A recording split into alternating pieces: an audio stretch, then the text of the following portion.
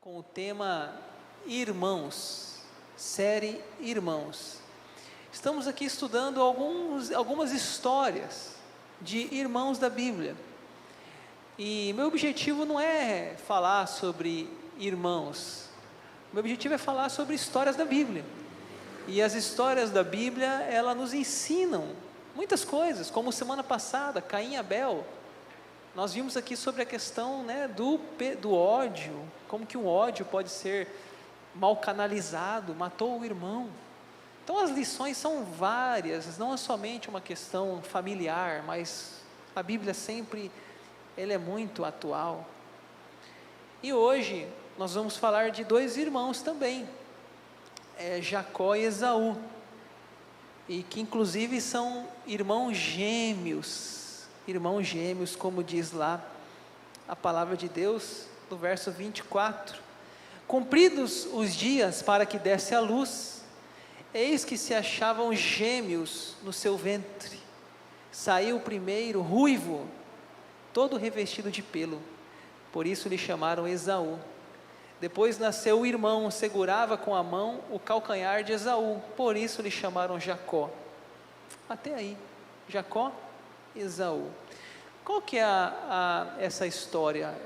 É que os pais deles chamava Isaac e Rebeca, eles não podiam ter filhos, e eles oraram para engravidar, e Deus ouviu a oração deles, e não deu só um, não, deu dois.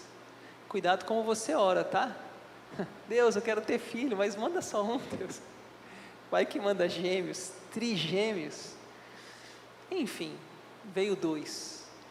E quando eles nasceram, é interessante que um era peludo, cheio de pelo, ruivo, e deram o nome de Esaú.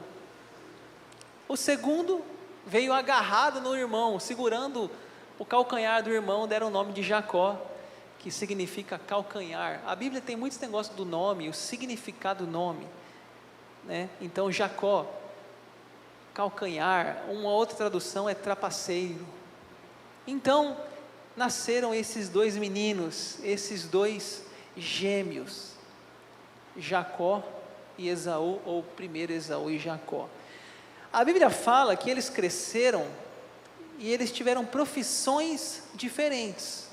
Verso 27, cresceram os meninos, Esaú saiu perito caçador, homem do campo, Jacó, porém, homem pacato, habitava em tendas. Interessante, Os dois nasceram no mesmo dia, da mesma mãe, mesmo pai, na mesma hora eles nasceram, mas um tinha uma personalidade A e outro tinha uma personalidade B.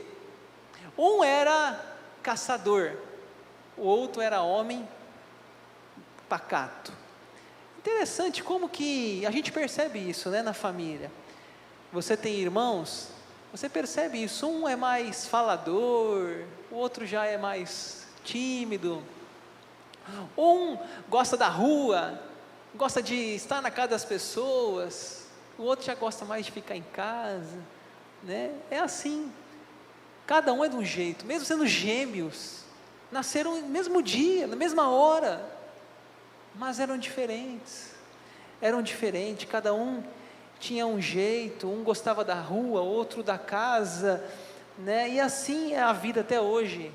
Você tem filhos, você consegue observar isso, cada um é um jeito, isso chama-se personalidade. E assim, essa família, ela teve um erro, e a Bíblia não esconde os erros, a Bíblia mostra os erros para a gente aprender também com os erros. E diz o versículo 28 que Isaac, o pai, amava Esaú, porque saboreava da sua caça. E a Bíblia fala que Rebeca, porém, amava a Jacó. Isso é muito ruim, essa preferência. E muitas vezes, gente, essa preferência, ela é inconsciente. Por que inconsciente? A gente não percebe. Às vezes você, pai, tem 2 filhos, 3 filhos, mas você trata às vezes um filho melhor, sem perceber. Por quê? Talvez porque parece mais com você, ou talvez porque é mais carinhoso. Cada um tem as suas questões inconscientes que não é consciente, e a gente trata, às vezes, um filho diferente, mas o problema não é simplesmente tratar o filho inconsciente, muitas vezes é deixar isso e não perceber o erro que você está cometendo. Então você precisa estar atento para quando você perceber que está pendendo para um filho, você dizer, opa, não posso. Às vezes é porque é menino, homem com menino, ou a mãe com a menina, sei lá, ou vice-versa, não sei, cada um com as suas particularidades, só que é normal essa tendência, mas a tendência não pode se tornar uma prática, e o pai e a mãe tem que estar bem consciente dessa humanidade da preferência. Por quê? Porque a criança que ela é preterida, ou a criança que ela é esquecida, ela sente essa falta. Por exemplo, a criança percebe que o pai beija o outro irmão e não beija ele. A criança percebe que o pai ou a mãe elogia o outro e não elogia a mim. A criança percebe que no aniversário dela, ela ganhou um presentão, uma bicicleta, e eu no meu aniversário ganhei, sei lá, ir no shopping comer um McDonald's. Ele sente. E pior que o outro irmão comeu o McDonald's no mesmo dia do meu aniversário, mas o outro ganhou uma bicicleta. Então essas coisas, elas são muito ruins no ambiente familiar, porque as crianças vão absorvendo toda essa vamos dizer, esquecimento, preferência. Isso traz graves consequências na vida emocional.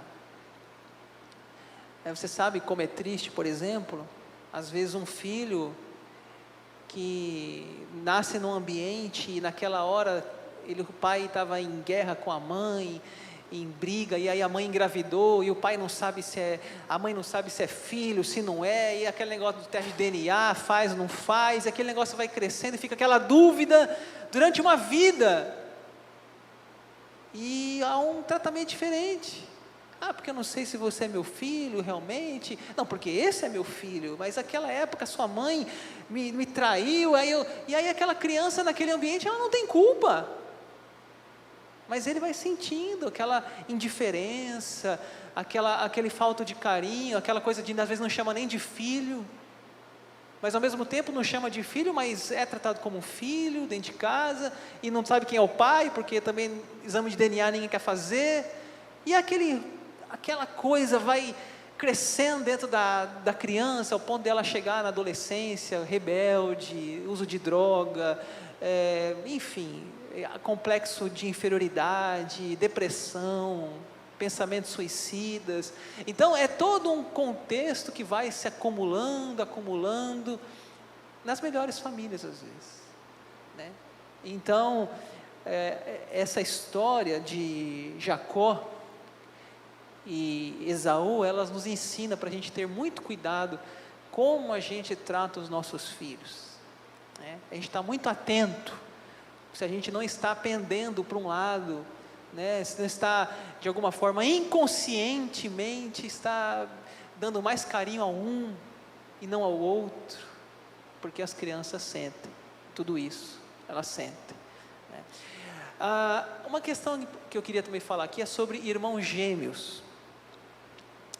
Se você vier a ter filhos gêmeos, é um desafio. Aqui nós temos os dois irmãos gêmeos, Esaú e Jacó. Não é fácil ter filhos gêmeos, sabe por quê?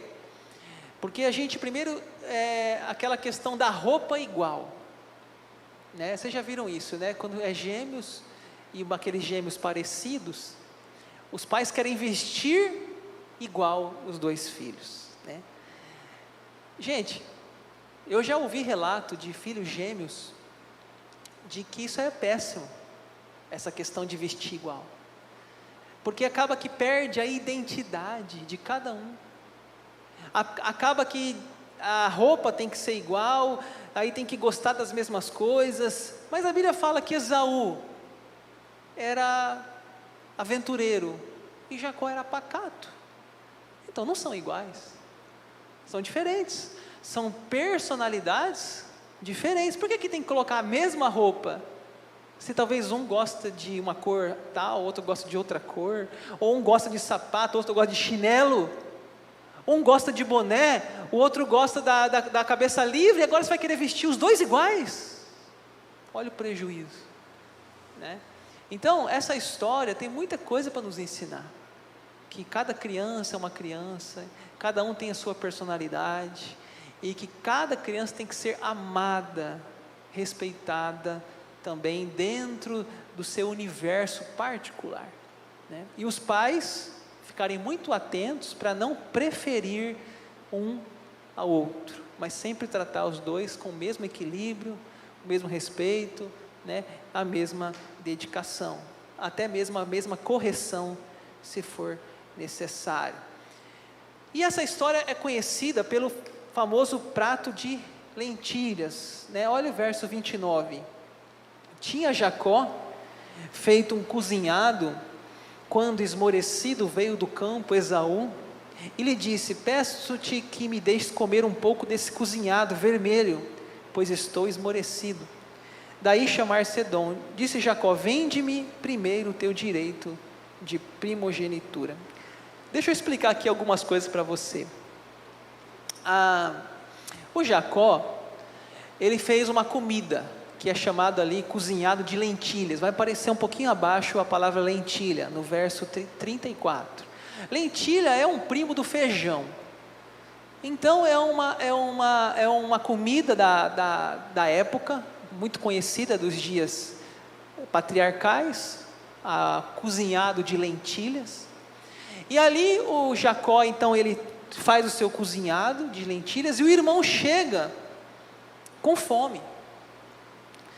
E tem um negócio naquela época, que hoje a gente não tem mais essa doutrina, esse ensino, que era o famoso direito de primogenitura.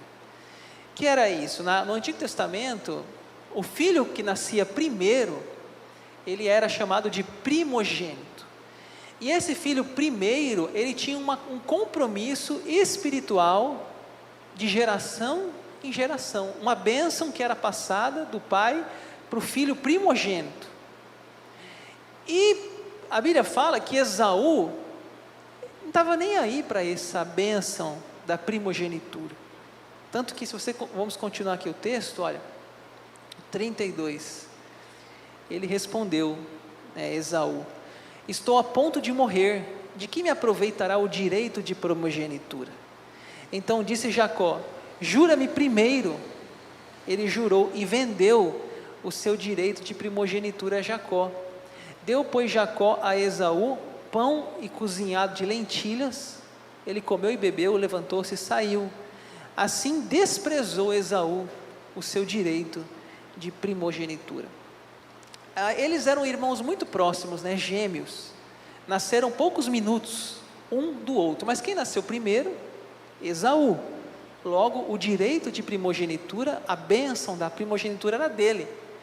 Mas o Esaú, ele fala: que negócio, para que serve essa bênção, né? Esse direito que era quando o pai, na sua morte, ministrava essa bênção.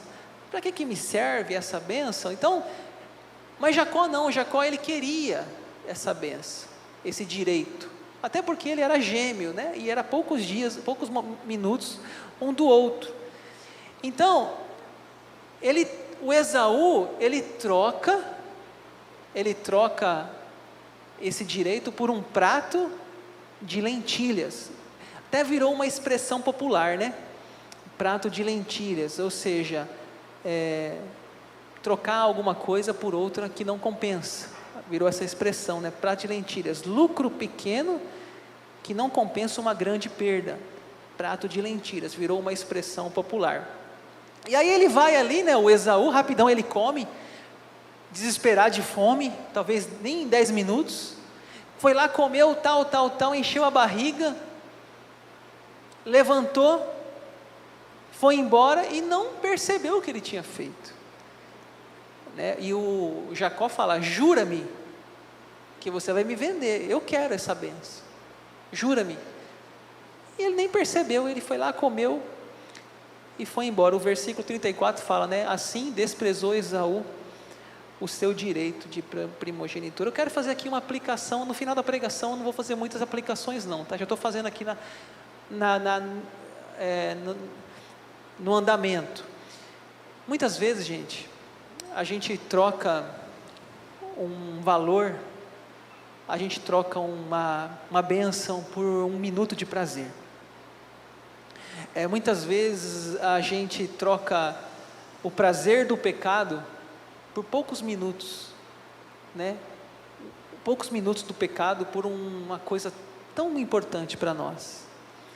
Às vezes uma mera sensação de prazer, assim como uma refeição comum, e a gente despreza aquilo que a gente sempre valorizava, né? É interessante.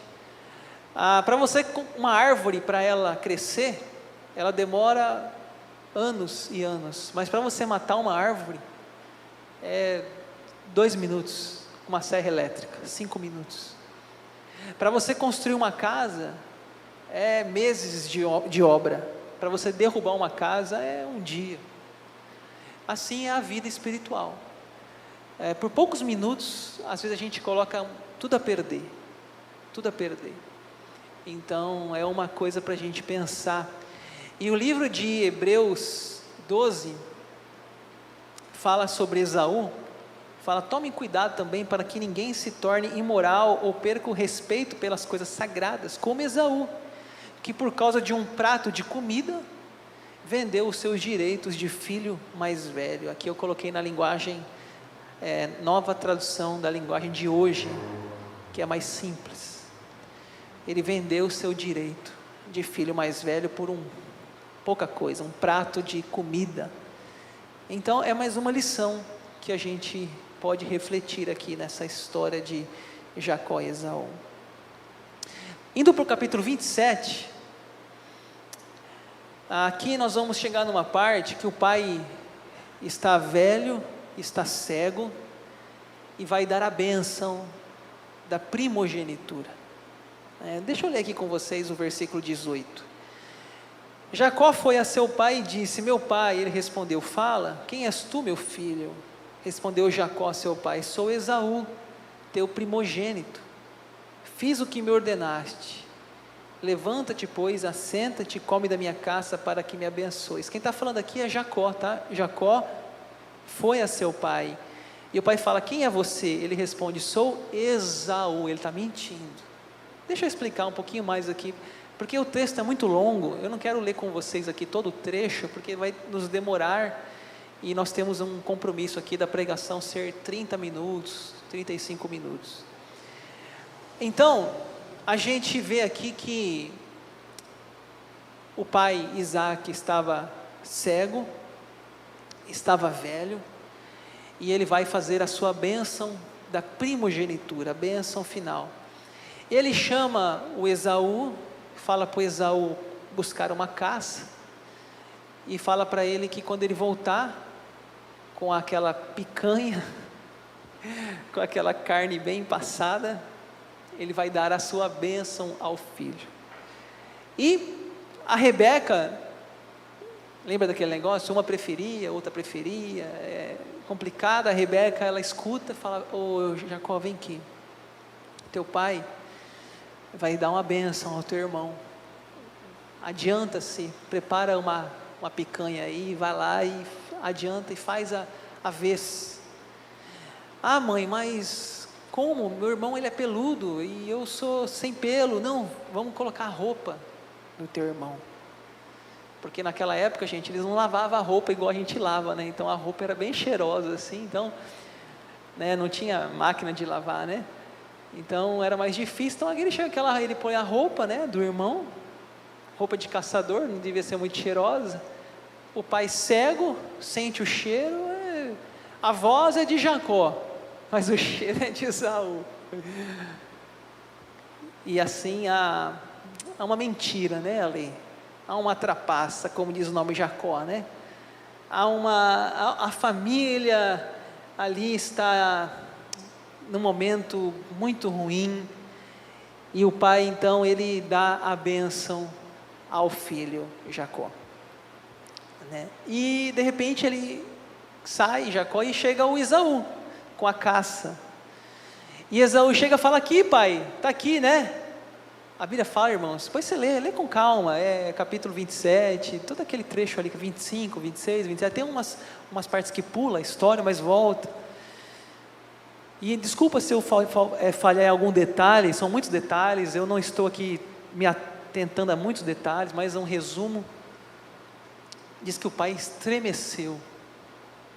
O pai assim ficou assustado quando ele falou, ele percebeu que foi enganado. Sabe quando você toma assim um susto assim, meio que, por exemplo, você está no carro dirigindo, aí depois uma pessoa entra na sua frente, você freia, um pau para bater, aí você fica assim meio em choque. A Bíblia fala que ele ficou assim, em choque. Eu acho que ele não morreu ali por pouco, talvez porque ele não comia tanta porcaria que a gente come hoje, não, ele tinha morrido do coração naquela hora, um AVC no velho. Acho que a comida naquela época era mais saudável, então ele segurou. Mas se fosse hoje, tanto de porcaria que tem hoje aí em nossas comidas, né? Gordura hidrogenada, leite que fica 6 meses sem estragar na caixinha, enfim. Então o coração está cheio de veia entupida, né? Aí quando dá aquele susto, que o cara faz? O cara morre. Mas o cara não morreu, o nosso Isaac. Por pouco. Começou filho, o que aconteceu, filho? Seu irmão, você não, eu dei a bênção para você, não, pai, não me deu a bênção. Filho, então o seu irmão mentiu. Seu irmão mentiu. E Esaú diz assim: passou Esaú a odiar a Jacó por causa da bênção com que seu pai o tinha abençoado. E disse consigo: vem, próximos os dias do luto meu pai, então matarei a Jacó, meu irmão. Aquela família então agora, meu amigo, se já era ruim, agora está decretado a guerra entre os irmãos. Eu vou matar Jacó. Gente, família em frangalhos, né? A Bíblia, gente, ela não esconde os erros das pessoas. Está lá na Bíblia a história de Davi e Batseba, para qualquer um ler. A Bíblia não esconde a família de Isaac e Rebeca, um preferia o outro, a Bíblia não esconde, está tudo ali. Por quê? Porque a Bíblia ela quer que a gente aprenda não só com os acertos dos nossos heróis da fé, mas também com os erros deles. Aprender com o erro dos outros. Assim, aquela família, naquele dia, aquela família se desfez. Jacó vai embora, Jacó vai fugir, e a mãe dele, a Rebeca, que foi uma das envolvidas em toda essa família desestruturada, preferia contou para o outro, contou para o Jacó que o pai ia abençoar. Ela nunca mais vai ver Jacó. Aquele dia foi o último dia que ela viu Jacó.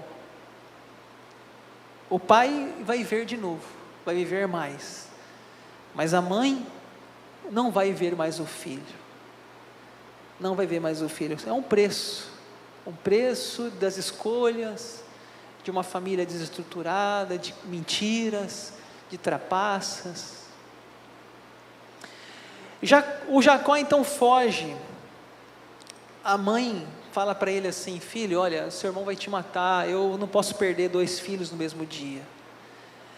Vai lá na casa de Labão, eu tenho um irmão meu, seu tio, Labão, vai lá, procura uma mulher lá, não casa com essas mulheres daqui não, casa com uma mulher de lá, dá essa alegria para mim. E ele vai, e quando ele chega lá, ele encontra uma moça chamada Raquel, e Raquel é a mulher da vida dele. Naquela época, para você casar com uma moça, você tinha que pagar um dote. O que é um dote? Quando você queria casar com alguém, você tem que pagar algo financeiramente para o pai da moça. Fique pensando hoje, né? Coitado da gente, né? Se a gente vai casar, tem que pagar um dote. Coitado, não consigo nem pagar festa, pagar um dote, né? Os pais que pagam a festa. E ele não tem dinheiro, coitado, Jacó. E ele tem que trabalhar. E ele trabalha 7 anos para casar com a Raquel. E chega no dia da lua de mel. Ah, que beleza, 7 anos, passaram como poucos dias. Ele muito amava a Raquel. E no dia da lua de mel, o Labão engana ele. E coloca Lia na tenda. E aí Jacó, talvez estava meio animado com os vinhos que ele tomou lá. Diz que ele não vê. E aí ele está feliz, vai casar, beleza. Quando ele acorda, ele falou, cadê Raquel? É Lia. Ô meu sogro, você está com brincadeira? Você está me enganando? Não, é porque é o seguinte, Jacó, aqui não tem uma cultura. Para você casar com a filha mais nova, primeiro eu tenho que casar a filha mais velha. Então você tem que casar com a Lia. A Raquel fica para outra pessoa. Não, eu não quero a Lia, eu quero a Raquel. Não, agora você já, meu amigo, comeu a carne e come o osso. Aí ele vai trabalhar mais 7 anos por Raquel. Aí ele trabalha então 14 anos. E assim ele casa com 2 mulheres e tem 12 filhos. Um time de futebol, né? 12 filhos, que são os 12 tribos de Israel. E assim, gente, ele prospera ali em Labão, ele começa a prosperar, os gado dele multiplicar, e um dia ele fala assim, eu vou embora. Mas antes disso, é interessante, né? Aquele que enganou, agora está sendo enganado, né? O Labão enganou. Isso chama-se lei da semeadura. A Bíblia fala, de Deus não se zomba, o que você planta, você colhe.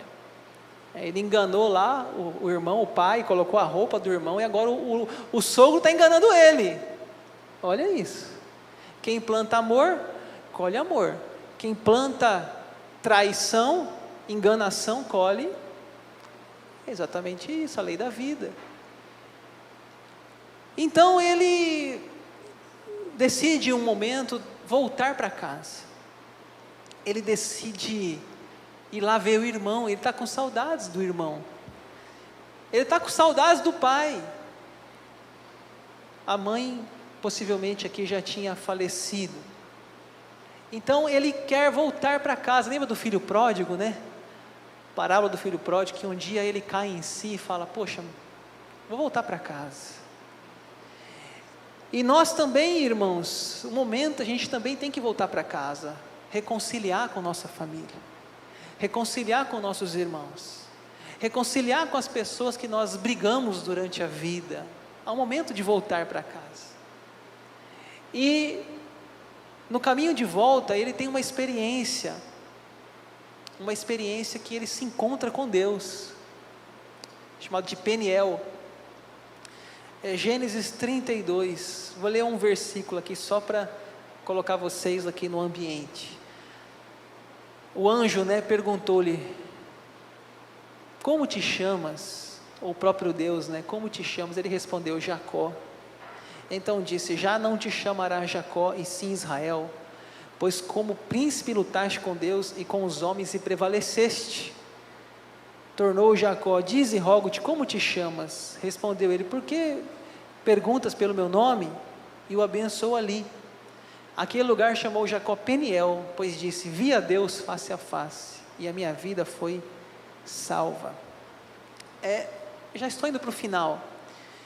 Essa história, ela diz que Jacó, chegou um momento que ele vai voltar, e talvez naquele caminho de volta, ele está lembrando do que aconteceu, ele enganou o irmão, ele mentiu, ele colocou a roupa de Esaú, Esaú falou que queria matá-lo, e naquele processo de volta, ele tem medo desse reencontro com o irmão, mas há um lugar que ele chega, que é o Val de Jaboque, e de repente há uma experiência espiritual ali, ele diz que luta com Deus.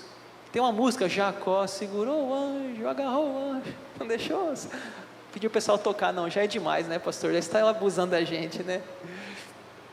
Então, há uma experiência espiritual que ele luta com Deus, Deus luta com ele. Ele era um homem tão duro, tão difícil, ele era um homem de coração assim, que ele luta com Deus. Parece que ele não quer mudar, parece que ele tem dificuldade de ser transformado.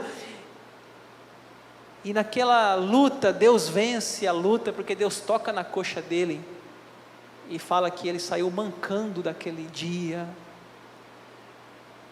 Ele perdeu a guerra com Deus, Deus venceu. E quem foi mudado não foi Deus, foi Jacó. O nome dele não é mais Jacó, agora é Israel. O nome dele agora não é mais enganador, é príncipe. Assim, Deus converteu, mudou, transformou naquele dia, no Val de Jaboque.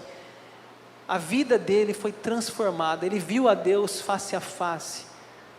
A gente chama isso de conversão, essa experiência que a pessoa tem com Deus, que ela é uma música, é um hino, é um congresso, é um culto, é um DVD, que ela começa ali, naquilo ali, Deus faz sentido agora para mim, agora eu entendo, eu não entendi, as escamas, como diz Paulo, caem dos meus olhos, eu vejo agora a graça de Deus. E Jacó sai daquele Val de Jaboque diferente, transformado, o nome mudado, e logo à frente, ele vai encontrar o irmão, capítulo 33, levantando Jacó os olhos, viu que Esaú se aproximava, e com ele 400 homens, olha, realmente ia ser uma guerra aqui, né? Então passou os filhos ali, a Raquel e as duas servas, pôs as servas a seus filhos à frente, Lia e seus filhos atrás deles, e Raquel e José por último. E ele mesmo, adiantando-se, prostrou-se em terra 7 vezes, até aproximar-se do seu irmão. Olha o verso 4, que lindo. É o último versículo aqui, tá? Praticamente. Então Esaú correu-lhe ao encontro, o abraçou, arrojou-se-lhe ao pescoço, o beijou, e choraram. Gente, que cena! O Esaú vinha com o quê? 400 homens, era assim uma guerra, mas algo aconteceu, e de repente eles estão abraçados, eles estão chorando, eles estão se beijando, um se arroja no pescoço do outro, uma forma que Deus transformou o caminho de Jacó, lá no Val de Jaboque. Deus mudou a vida dele, Deus fez que o irmão dele tivesse amor por ele. Talvez depois daquele abraço, o Esaú falou: "Ô irmão, você está mancando aí, o que foi aí?" "Não rapaz, eu tive um encontro com Deus, eu fui tocado na minha coxa, eu não sei o que aconteceu, eu lutei com Deus, e minha vida foi salva, e meu nome foi mudado, e eu sou uma nova pessoa, a partir de hoje eu sou uma nova pessoa." E é tão bonito essa cena, que parece que depois eles vivem em paz, que eles conseguem sepultar o pai juntos. O verso 29 do capítulo 35, velho e farto de dias, expirou Isaque e morreu, sendo recolhido ao seu povo, e Esaú e Jacó, seus filhos, o sepultaram. Ou seja, agora os dois irmãos estão no velório do pai. Gente, antigamente eles não estariam no velório do pai, só se fosse enforcando um ao outro. E agora parece que mudou a cena, o clima mudou. Eu quero concluir dizendo aqui uma frase que uma vez eu li, e eu guardei essa frase comigo. Eu acho que essa frase é muito importante nessa história. Vamos ler juntos na tela para finalizar? Olha lá, ó. Quando o caminho de um homem agrada a Deus, ele faz que até seus inimigos tenha paz com ele. Veja bem, quando o nosso caminho ele está em Deus, quando a gente passa pelo Val de Jaboque, quando a gente passa pela conversão, Quando a gente passa um filme em nossa cabeça, a gente olha para trás e fala, por que eu fiz essas coisas? E nosso caminho agora começa a andar em santidade, em Deus. Os nossos inimigos têm paz com a gente. Há um milagre. Porque o que estava para acontecer ali, gente, era uma guerra entre dois irmãos. Uma guerra entre Esaú e Jacó. 400 homens de Esaú contra os homens de Jacó, a família. Ia ser uma situação de morte ali, mas não. Deus transforma o coração deles. Deus dá um toque naquele coração machucado, com ódio, e de alguma forma, ali há um momento de paz, de choro, de reconciliação. Então eu digo para vocês, falo assim, pastor, meu irmão não quer nem me ver pintar de ouro. E pastor, meu pai, nem falo do meu pai para mim, da minha mãe. Gente, coloca a sua vida na palavra de Deus. Coloca seu caminho no trilho da justiça, e as demais coisas, deixa que Deus faz. Deixa Deus fazer. Faça a sua parte. Perdoe. Né? Perdoe. Peça perdão. Libera essa mágoa, libera esse ódio. Né? Faça a sua parte. Entrega para Deus e deixa que Deus vai fazer o impossível no coração daquele que você acha que não pode ser reconciliado com você. Deixa isso com Deus. Essa história nos ensina isso, que Deus transforma uma história tão triste num final bonito.